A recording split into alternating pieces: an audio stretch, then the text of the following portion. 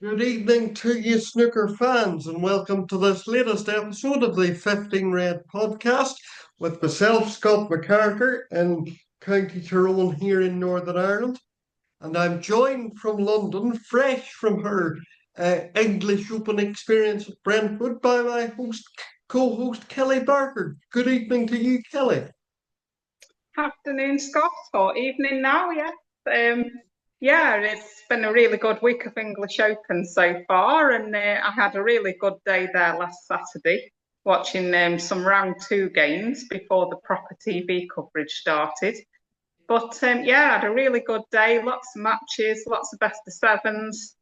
Sat up where you could see three or four tables in good view at the same time. Great value. I recommend it to anyone. Yes, the early days of home nations events seems like it sort of reminds me of the old pumpkins festivals back in the day. You know, when you had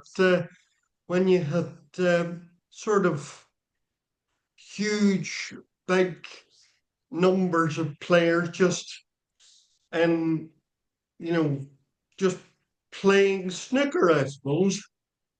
Yeah, I mean it's the dream for me, really. You know, start at 10 in the morning, and if you don't want to move, you can just like sit there around the clock watching snooker all day, move from table to table. It's absolutely brilliant. And like I say, £12 for the day. I mean, I know we have a bit of a moan nowadays that Crucible tickets have gone so expensive, and the other Triple Crowns are dearer now than they ever used to be. But I think there is something for every budget. If you live somewhere near where one of the home nations is going on, then it's well worth the money to go along and visit. And what I liked about this English Open as well is that they did actually have what would have been the qualifying round at the venue itself, which, you know, whether it's venue availability or whatever, doesn't always happen for the other home nations. They have a bit of qualifying beforehand. But I think this worked really well. And yeah, those first few days were £12. And if you are a member with WST Play, then they were actually free to attend. So I thought that was fantastic, really. And I had a really, really good day there. Yeah. And as for the substance of the snooker itself, what did you make of things? Oh, I think it's been a really good week. I mean, I seem to say it every tournament because I really enjoy the Chinese tournaments that we've had so far, and I thought Saudi was a good week. But and I think the home nations are relatively the poor neighbour of those good events over there. But I think they've been really enjoyable this week. Really good games. I think the top players. I know we had no Ronnie or no Higgins here this week, which is a little bit of a shame. But all everyone else turned up, and apart from Kyron Wilson that went out early, Yes. everyone everyone seemed to play well, and yeah, I think it's been a really good tournament so far. Yes, I think I read, we'll get to the substance of things in a moment, but I was reading this morning that five out of the eight are looking for their maiden ranking tournament. So this really could be somebody's breakthrough. And I think it's good that a breakthrough tournament like this for some of these lower ranked boys, if you like, begins with best of sevens because they're not being thrown into the deep ends with best of 11s or best of 19s all the time. You know, it's good to get them playing something at their own level, format wise, before progressing, if you like. So it's a good starting point for some of these lower ranked fellas.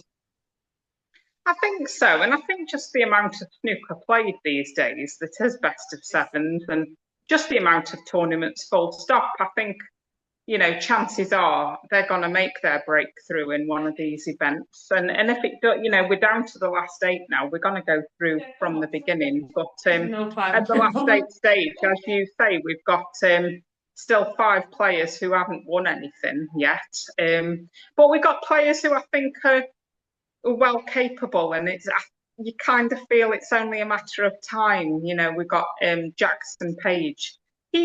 Surely he'll win something one day because he is a very, very good player. Um, we've seen this afternoon when we talk about them, but the first quarter final, Zhao Yulong is now into the semi-finals after beating Luca, which I think it's been brilliant. But if we start from the beginning, which started last Thursday, so it's been a long event. And a lot of notable names didn't have to start from the very beginning, but it's an 11-day event this time. Qualifying held at the venue, which seemed to work very well. Like I say, I was there on last Saturday for the day, and really good crowds as well for the start of the tournament. I saw Luca beat Jimmy 4-1 in the morning, which may have helped get the crowds in, Scott, because they're two very popular players to watch. And it's only a couple of years since we wouldn't have seen Luca at that early stage, but the crowd still loved Jimmy. I think that morning when it started off, there was the 4 tables all along the road from each other, but everybody was sat around the Jimmy table. He's still so popular with the crowds. Yes, I mean, well, he's just a legend. That's all I can say about him, really. Like, I really hope, uh, he'll probably not be in Belfast by the time I'm there for the semi-finals, but, you would hope he would go reasonably far, one would hope. Well, we would hope so. I mean, Jimmy still believes he can win the world title, so I'm sure he's got a Northern Ireland Open in him, Scott. So there's every chance you might see him. He'll at least be there with Eurosport, if nothing else. So, or Oh, yes, TNT that's now. true. So, I think there's every chance you'll see him. But yeah, as I said, the arena itself was very nice, and you could keep an eye across all the tables. It was very cold in there. They had these big air conditioning units at the back behind the black where the TV cameras would be. They had one of those behind each table, and it made for really freezing cold conditions in the arena. I know they don't want it too warm, but I think that went a bit the other way. It was freezing in there. So yeah, if you're going for the weekend, maybe take a jumper. And then as soon as you stepped out of the arena, you were into the foyer area and the cafe, and you were right next to the swimming pool. So it was absolutely roasting. So 1 minute I needed my jumper on, and the next minute, yeah, I felt like jumping in the swimming pool. It was so hot. But yeah, nice enough venue. I don't think it would go down as one where they would have something major there, I have to say. But I think it does the job, and venues aren't easy to come by. So I think having this tournament, I think it's in Brentwood, it's near Barry Hearn's Matchroom Empire as well. So I think they've got a deal on there to get it free. So that's probably another part of it. I think, yes, it does the job. It's a perfectly functional venue. But yeah, probably not quite good enough to hold anything really major. But it was okay. Well, I suppose when you get in and you watch the snooker, unless the venue's really terrible, you don't really care where it is, I suppose. But no, it does seem, and maybe this is because there are a lot of tournaments in England, that the English of the four of them, obviously we've the Waterfront Hall in Belfast, but obviously because that's the only tournament we get, therefore we're more likely to put up a more substantive venue. Whereas because there are a lot of tournaments in England, it's just a matter of getting a venue, I think. Yes, I think you're right there. I think finding all these venues isn't easy and doesn't come cheaply, whereas I believe the Brentford Centre is very cheap, or free.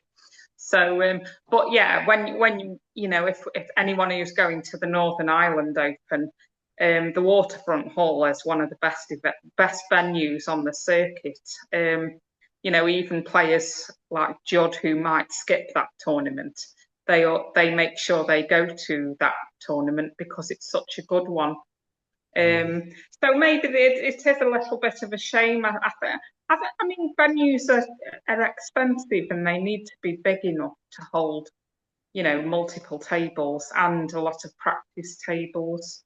The TV needs some space. So, we're not saying it's easy to find these venues, but and Brentwood has drawn the crowds in this week. There's no doubt about it. So, yeah, I think I really hope that because it's the last year of the home nations, I really hope that they keep these tournaments on because I think they do add something to the circuit.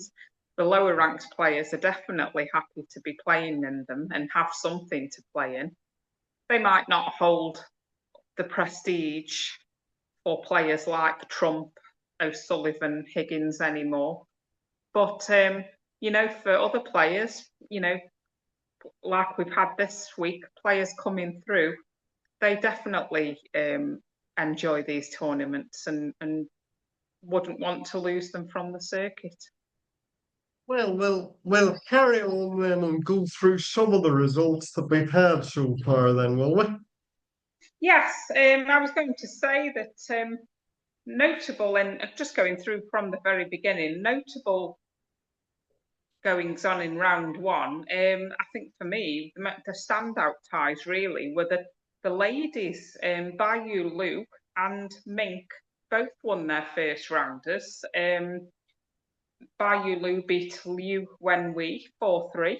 And Mink had a very good win over Robbie McGuigan 4-2. Rianne did lose this time, but it's still been a very promising start to the season for her. But yeah, that was mainly the big things of round one, I thought. Into round two, and a few more notable names came into the equation in this round. This was the day I was there, and I saw Luca beat Jimmy. Marco Fu played really well to beat Mark Davies 4-0. Liam Highfield beat Ollie Lines 4-3. Lines led 3-1 in this one. I watched this one from start to finish. Lines led 3-1 and had chances to get over the line, but he let Liam in really to win 4-3. And I think that one would sting Ollie a bit because he really should have been the winner there. Dylan Emery beat Matthew Stevens in an all-Welsh battle. I enjoyed that one from the sofa because that one was the next day. And Liam Pullen won the Junior Yorkshire Derby as he beat Stan Moody 4-1. And that was on Stan's 19th birthday too. So not the best birthday, but Stan is another one to keep an eye on. He's been progressing well this season. And I think, along with the likes of Jackson Page, I think he's improving all the time. And I think by the end of this season, I don't think it's out of the question he could be pushing the top 32. I really think he's come on well.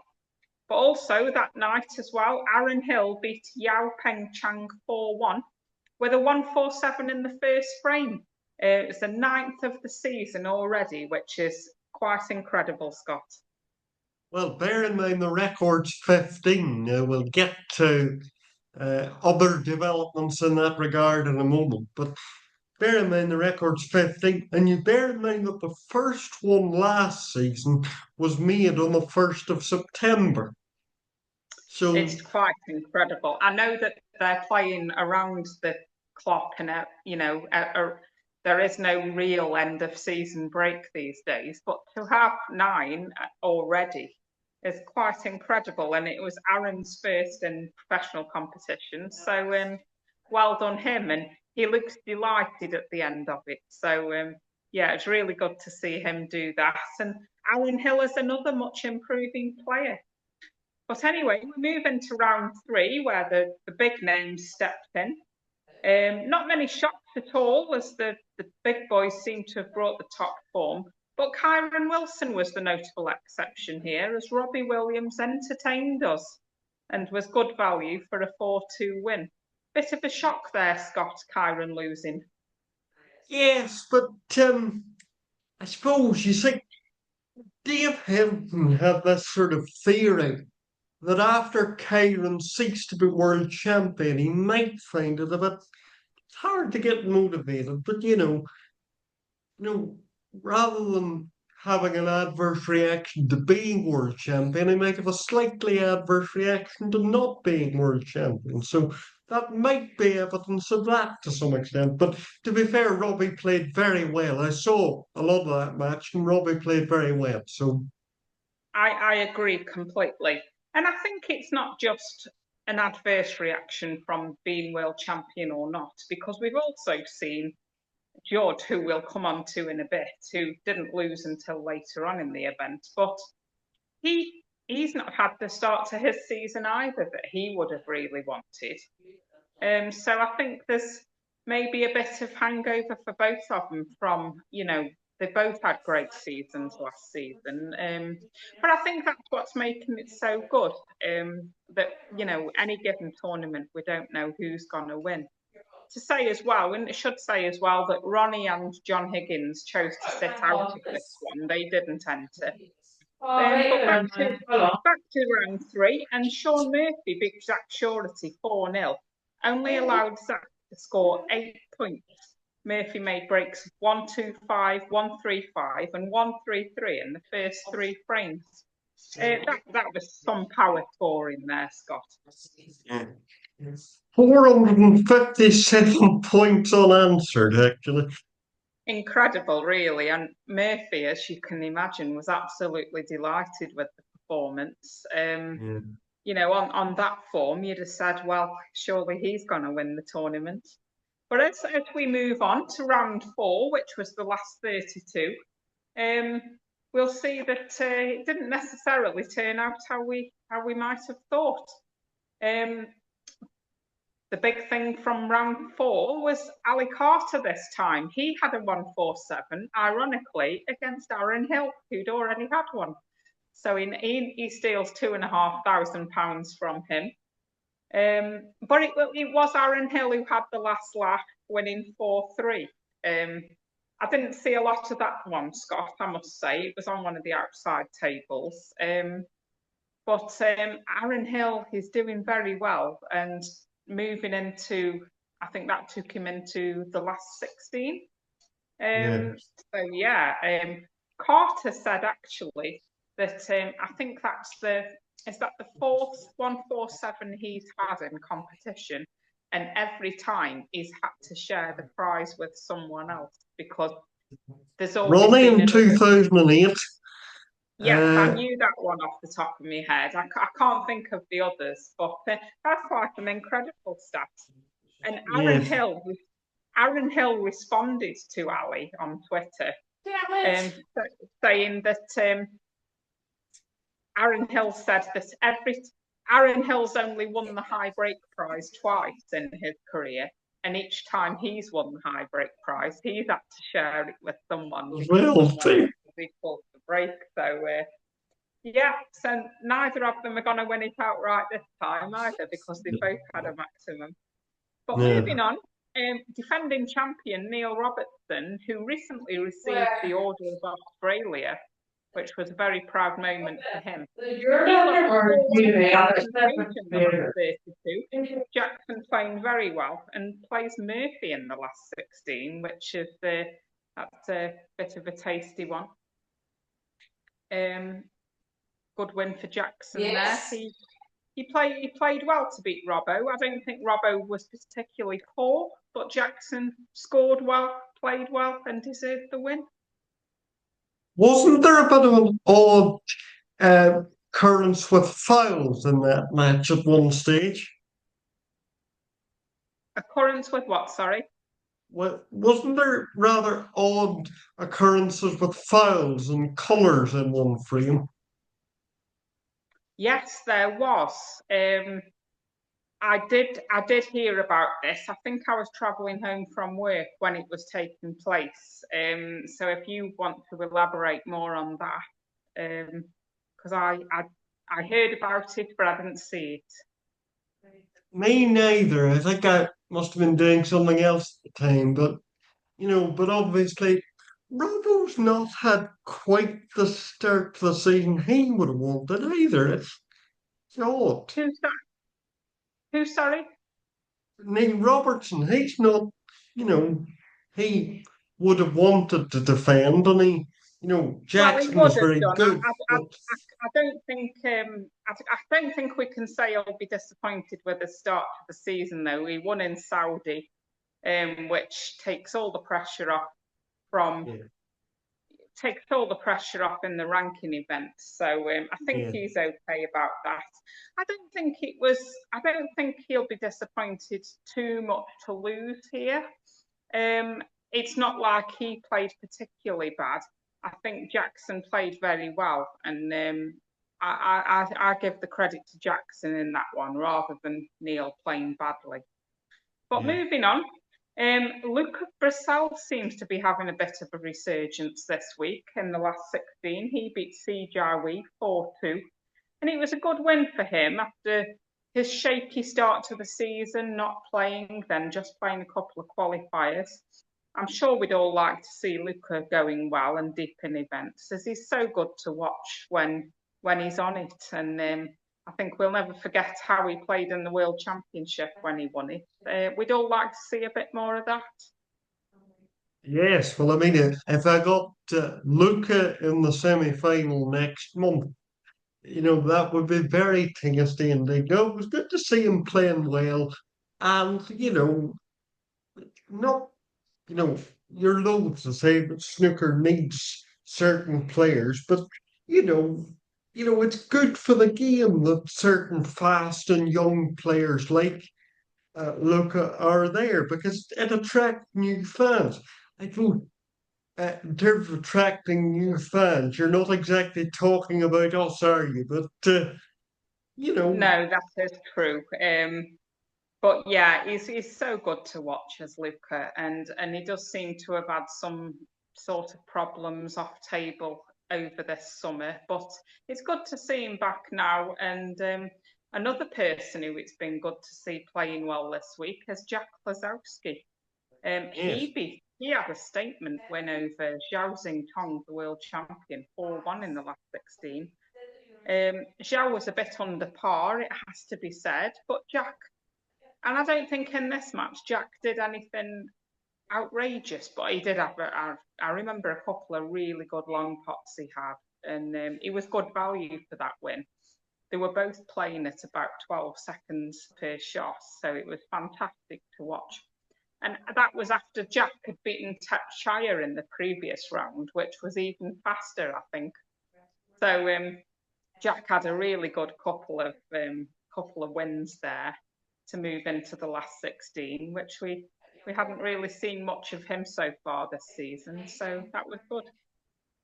yes. I to give our listeners a little insight into our sort of off-air discussions, I did message you after one of Jack's wins saying, could this be Jack's week? And you were sort of cautioning me, don't get excited because we know what he's like. But Yes, and I think if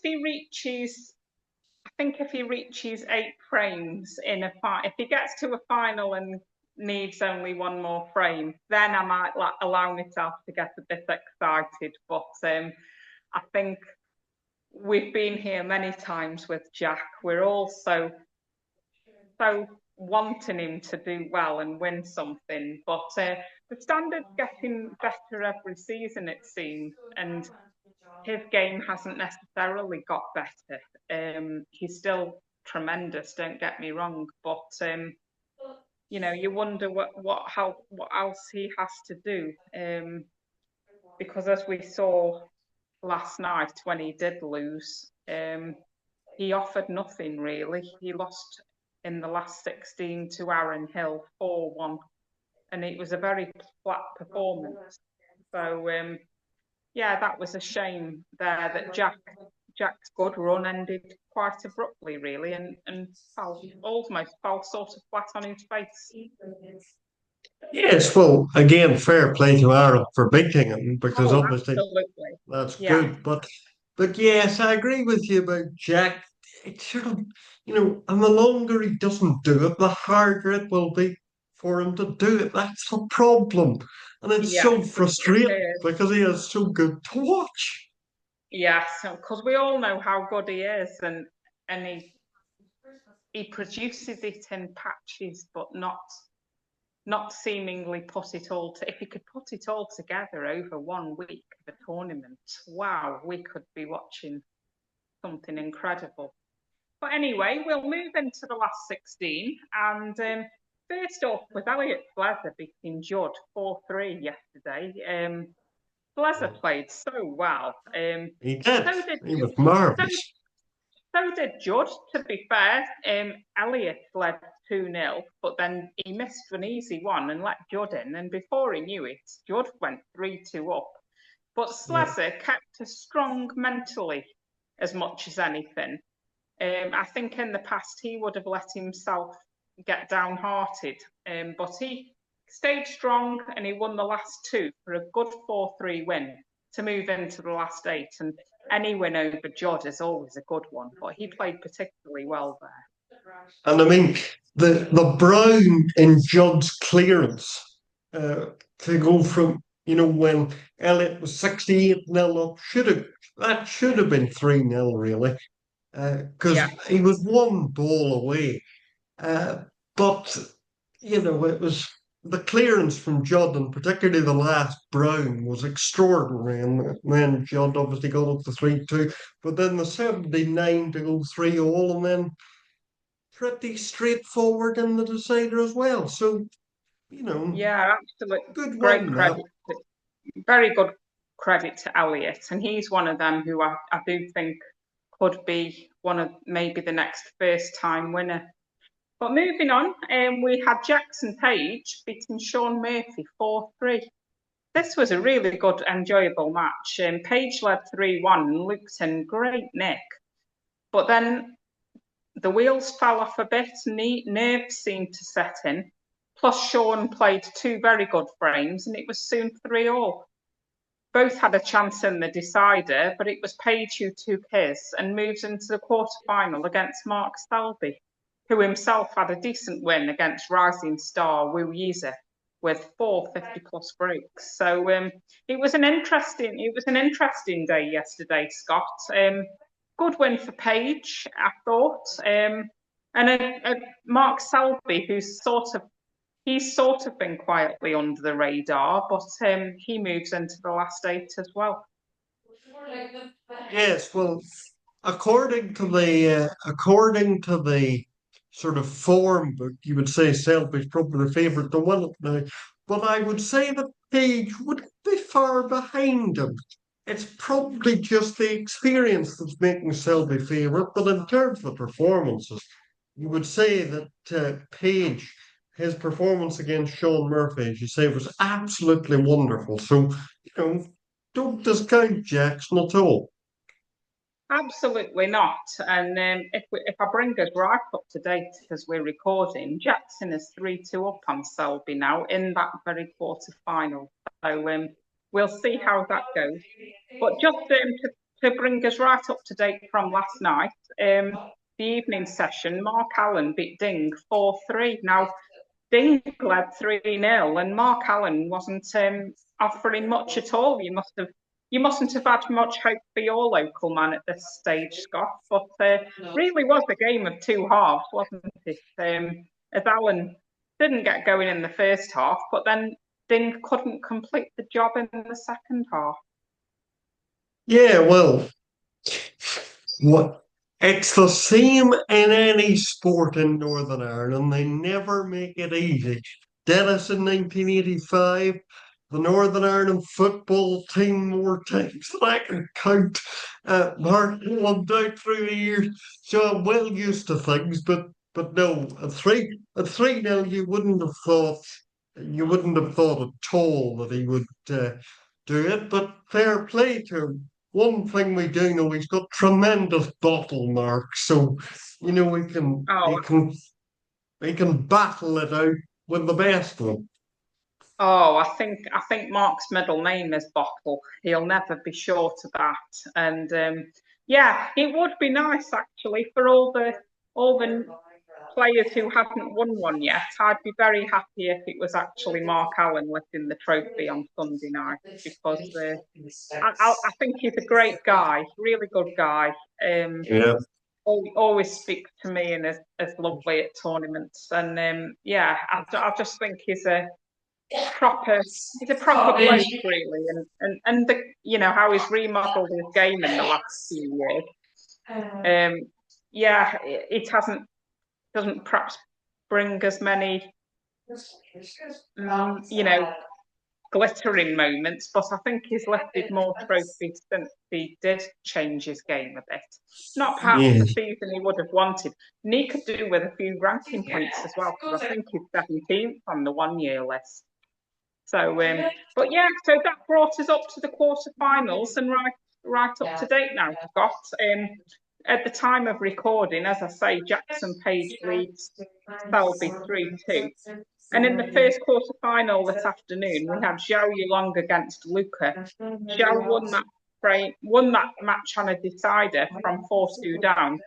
I think it was something like a 52-minute deciding frame, Scott. So, yeah, that could have gone either way.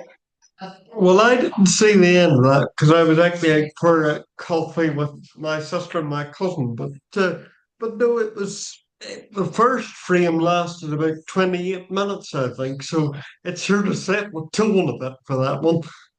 Yeah, yes, it was pretty good free flowing snooker for most of it, but then it got sort of a nearly an hour frame as a decider, and but if that'll mean a lot to Zhao Yulong. He's sort of not had the best of couple of seasons, but he's gone away. He's working with Steve Feeney now, and a semi-final is a very fine result, and he'll believe he can go further. I think he plays the winner of Page and Selby, so one of those three in the final. Lots to look forward to this weekend, Scott. Now, just to say that I'm going away next week, so we won't be back on Monday to review the English. We will be back a week on Monday when the British Open will have been played and we'll finish up with the English. And so, yeah, that's where we're up to, Scott. Yes, well, as Kelly has said, she's away. So enjoy yourself when you're away, Kelly, for a few days. And no doubt we'll keep in contact during the end of the English and into the British as well. So uh, we will not be strangers to each other, even if our listeners won't hear from us for a day or two. But you enjoy yourself. And I must, by the way, give a shout out to one of our listeners, Brian McGovern, who mentioned to Dave Henton uh, last week, and thanks to Kelly for giving me the heads up on this, that he's coming to Belfast for both semi-finals on October the 25th. So, God willing, I'll hopefully get to see him in the evening. Brilliant. Well, that'll be lovely. And yeah, so enjoy the rest of the English and the British Open next week. And we'll see you back a week on Monday. Right, oh, folks, thank you very much indeed. Bye for now. Bye. Bye.